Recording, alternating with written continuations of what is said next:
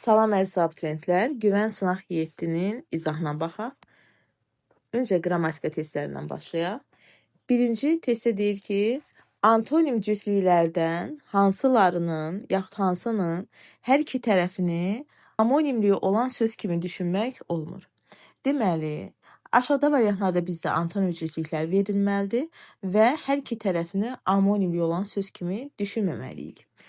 Baxırıq birincidə, at biri var heyvanat isim kimi, biri də var atmaq fe'l kimi, deməli amonimdir. Tut var meyvə kimi isim, topu tutmaq fe'l. At və tut da bir-biri ilə antonim sözlərdir. Deməli biri çıxırıq. Gen və dar.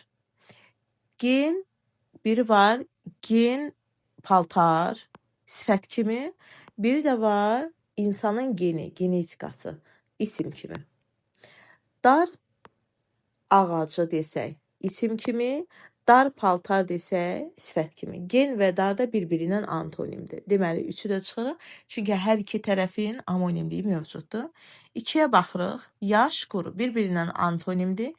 İnsanın yaşı isimdir. Məsələn, onun 18 yaşı var. Göz yaşı isimdir. Yaş paltar sifətdir. Quru, qurumaq fe'l, quru paltar sifət. Deməli, 2-ni götürə bilmirik. 4-ə baxırıq. Yad doğma. Yad və doğma bəli, bir-birindən antonimdir. Amma baxaq hər iki tərəfə amonimdirmi? Yad biri var insanın yaddaşı, yadı isim kimi. Biri var yad insan, özgə anlamında. Yad insanları torpaqdan qov. Yəni, özgə insanları. Bu zamansa olacaq sifət kimi. Deməli, yadın amonimliyi var, amma doğma sözünün amonimliyi yoxdur. Deməli, yalnız 4-də hər iki tərəfin amonimliyi yoxdur. Bu səbəbdən də variant C variantı. Yalnız 4. Növbəti suala baxırıq. Hansı cümlədə təsirli halda olan isim işlənmişdir? Saatın iri kəfkiri hərəkət etdikcə otağa ahəngdar çıxıltı yayılırdı. Deməli, saatın kəfkiri. Burada adı xaldadır.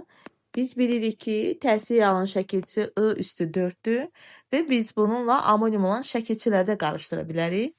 Rəsmi bir şəxs bildirmişdi ki, burada şübhəli işlə məşğul olurlar. Burada da rəsmi sadə sözdür. Yəni, təsirli halda olan isim yoxdur. C variantı. Xahiş edirəm, buradakı həyat tərzi və yaşayış haqqında danışasınız. Həyat tərzi ikinci növ təyini söz birləşməsidir. İkinci tərəfdəki mənsubiyə şəkilçisidir. Yəni, təsirli halda olan isim deyil. D-yə baxırıq. Onun yaşla dolmuş və torlanmış gözü qatı qaranlıqda atı güclə seçdi. Onun gözü mənsubiyyətdir. Yəni, göz sözünün üzərindəki ü mənsubiyyətdir. Amma digər tərəfə baxırıq. Qatı qaranlıqda atı güclə seçdi. Seçdi. Nəyi? Atı.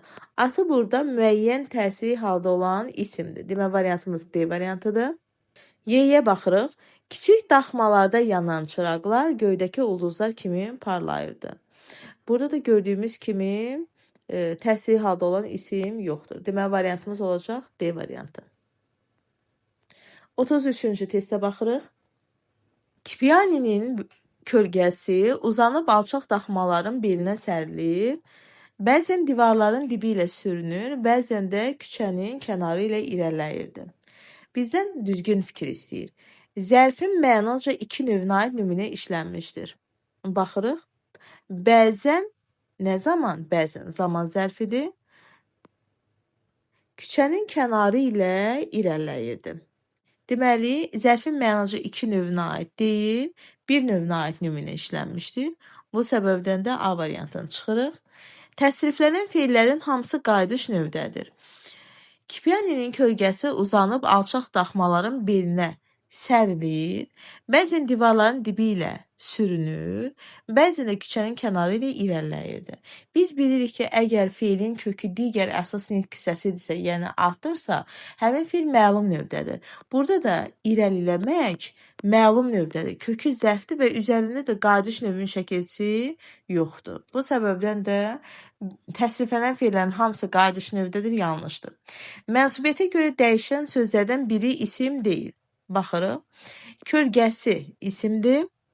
Daxmaların beli isimdir. Divarların dibi isimdir. Küçənin kənarı konkret bir çərçivəsi olduğu üçün, yəni kənar, küçənin kənarı, yəni konkret bir çərçivəni əhatə etdiyi üçün kənar burada isimdir. Desək ki, o kənarda əyləşmişdi. Bu zaman bu zərf hesab olunacaq, amma burada isimdir. Mənsubiyyətə görə dəyişən sözlərdən biri isim deyil, yanlışdır. Həm əlamət, həm keyfiyyət bildirən sifət var. Baxırıq. Alçaq daxma əlamət bildirən sifətdir. Keyfiyyət bildirən sifəti görmürük. D variantı da yanlışdır. Əsas nitq hissələrindən ikisinə aid nümunə yoxdur. Baxırıq. Deməli, biz bilirik ki, əsas nitq hissələrimiz hansılardır? İsim, sifət, say, əvəzi, feil və zərf. Hərəsindən ən azı bir nümunə tapaq. Deməli, feilə aid nümunə görürük. Kölgə, isimə aid olan nümunə görürük. Alçaq, sifətə aid nümunə görürük. Bəzən zərfə aid nümunə görürük. Deməli, biz bu cümlədə say və əvəzi müşahidə eləmədik. Deməli, əsas nitq hissələrindən ikisinə aid nümunə yoxdur fikri tamamilə doğrudur.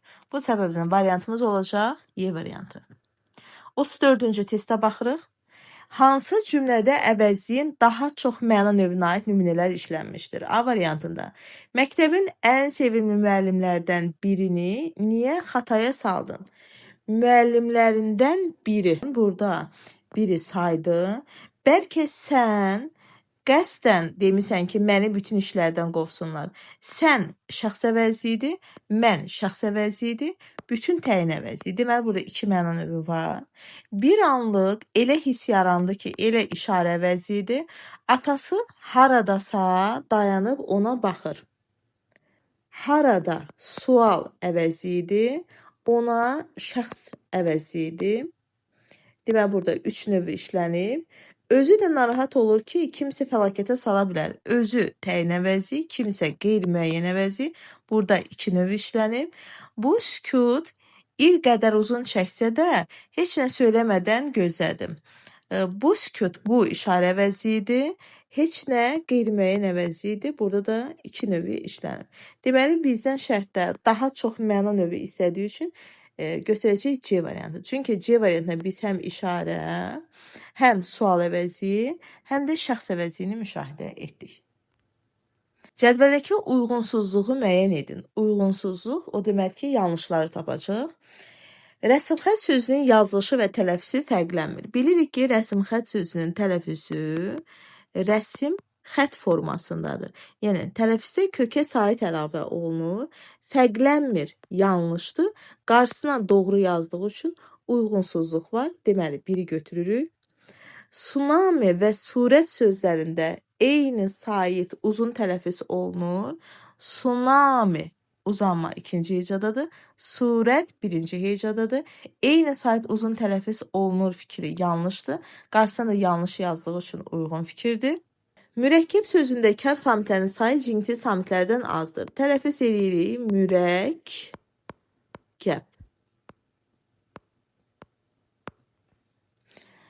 Kar samitlərin sayı cingiti samitlərin sayından azdır. Baxırıq. Müşahidə elədik. 3 cingiti samit. Kar samitlərdənsə K və P. Deməli, burada 2 dənə də kar samit var. Nəticədə kar samitlər cingiti samitlərdən azdır. Hökm doğru, fikir doğrudur. Deməli, 3-ü götürməyəcəyik. Söyüdlük sözünün kar cingiti samit cütü işlənir. Tələffüz edirik. Söyüddük formasında, yəni söyüddük formasında. Kar cingiti samit cütülüyü işlənib deyirsə, T və D samit cütlüyüdür. Fikir doğru. Cavab yanlışdır. Bu səbəbdən bu da uyğunsuz variantdır. 4-ü də götürdük. Vizual sözündə səslərin sayı hərflərin sayından çoxdur. Biz bilirik ki, vizual necə yazılıbsa o şəkildə də tələffüz olunur. Deməli, çoxdur deyirsə yanlışdır. Qarşısındakı fikir isə doğru yazdığı üçün uyğunsuz variantdır. 5-i də seçirik. Deməli, 1, 4, 5 B variantı. 36-ya baxırıq.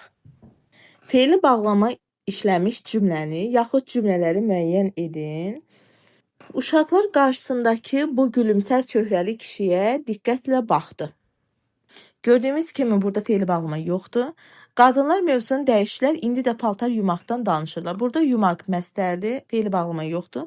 Dincini almaq üçün otağa girib, əgər biz bunu əvəz edə biliriksə, araq şəkilsi ilə dincini almaq üçün otağa girərək taxtın üstünə uzandı.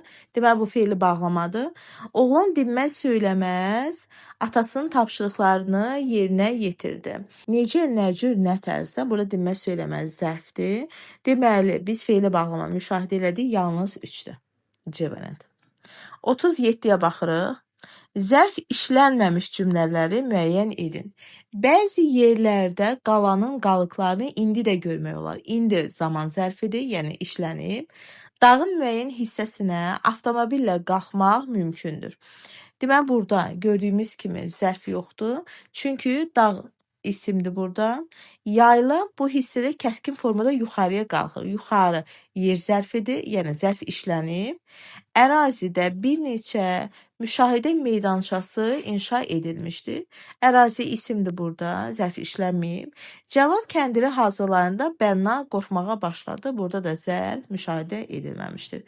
Deməli, zərf işlənməmiş nümunələr istəyirsə bizdən götürəcəyik 2, 4, 5, yəni D variantı. 38-ci testə baxırıq. Cədvəldəki uyğun nümunələri müəyyən edin. Nöqtələrin yerində q olmalıdır, nöqtələrin yerində k şişrix olmalıdır. Deməli, tələffüzdən söhbət gedir. Təzyiq sözünü tələffüz edirik. Təzyiq formasında. Təqlid sözündə q olduğu kimi qalacaq. Çünki özündən sonra cingiti samit gəlirsə q olduğu kimi qalır. Məsələn, miqyas. Özündən sonra kar samit gəlirsə nöqtə. Bu zaman q kar samitə keçəcək. Burada da q'dan sonra cingiti samit gəldiyi üçün olduğu kimi qalır. Həddi büluğun yazılışı ğ-nandır və nəticədə də olduğu kimi qalır. 4-ə baxırıq. Nöqtələrin yerində k şişrix olmalıdır. Şəfqət, təqsir, komik. Deməli, uyğun nümunə sol sütundan götürəcəyik 2-ni, sağ sütundansa götürəcəyik 5 və 6-nı. Nəticədə cavabımız olacaq B variantı. 39-cu testə baxırıq. Nümunə ilə bağlı verilən fikrə əsasən klasteri tamamlaya bilənləri müəyyən edin. Özünün mənlə sarsıldığını, köməksiz bir adam kimi acizləşmək üzrə olduğunu heç kəsə bildirmək istəmirdi. Deməli, klaster testlərində biz fikir veririk ki, ola bilər ki, bizdən doğruları istəsin, ola bilər ki, bizdən yanlışları istəsin. Bu məntiqə diqqət etməliyik. Özü bizə bir hökm verib, şəxs, təyini və qeyri-müəyyən əvəzliklər işlənib. Baxaq, öz təyin əvəzlikdir, bu doğrudur. Mənlə sarsıldığını, köməksiz bir adam kimi acizləşmək üzrə olduğunu heç kəsə bildirmək istəmirdi. Heç kəs də burada olacaq qeyri-müəyyən əvəzlik. Və nəticədə biz burada şəxs əvəzliyi görmürük. Burada mənlə bizi çaşdırmasın, çünki mənlə zərfdir iqtisas olaraq. Deməli, biz klasterdə nələri seçəcəyik? Yanlışları seçəcəyik. Say əşyanın konkret miqdarını bildirir.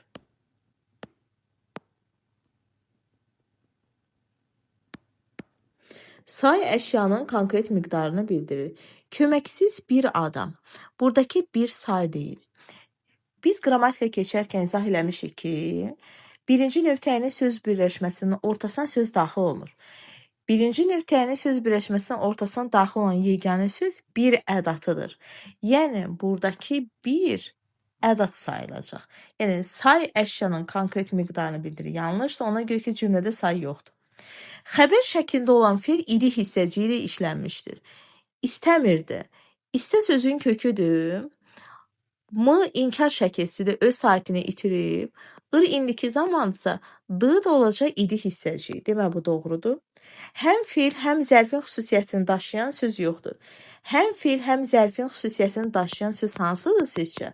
Fe'li bağlama. Demək biz fe'li bağlama axtarmalıyıq. Özünün mənlə sarsıldığını, bu fe'li sifətdir. Sözlərə tək-tək yanaşıram. Tərkib olduğunu qeyd eləmirəm. Yəni sadəcə sarsıldığı sözünə görə qeyd edirəm ki, fe'li sifətdir. Köməksiz bir adam kimi acizləşmək burada məstərdir. Acizləşmək üzrə olduğunu yenə fe'li sifətdir. Bildirmək istəmirdi məstərdir. Yəni nəticədə biz burada fe'li bağlama görmürük. Bu səbəbdən də 3 doğru fikirdir. 4-ə baxırıq. İsim konkretdir, qeyri-müəyyən təsiri haldadır. Baxırıq. Özünün məndən sarsıldığını, köməksiz bir adam kimi acizləşmək üzrə olduğunu heç kəsə bildirmək istəmirdi.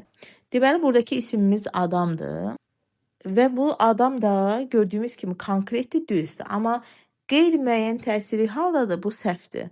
Çünki adı haldadır. 4 yanlışdır. Fe'llərdən biri qayıdış, digəri məlum növdədir.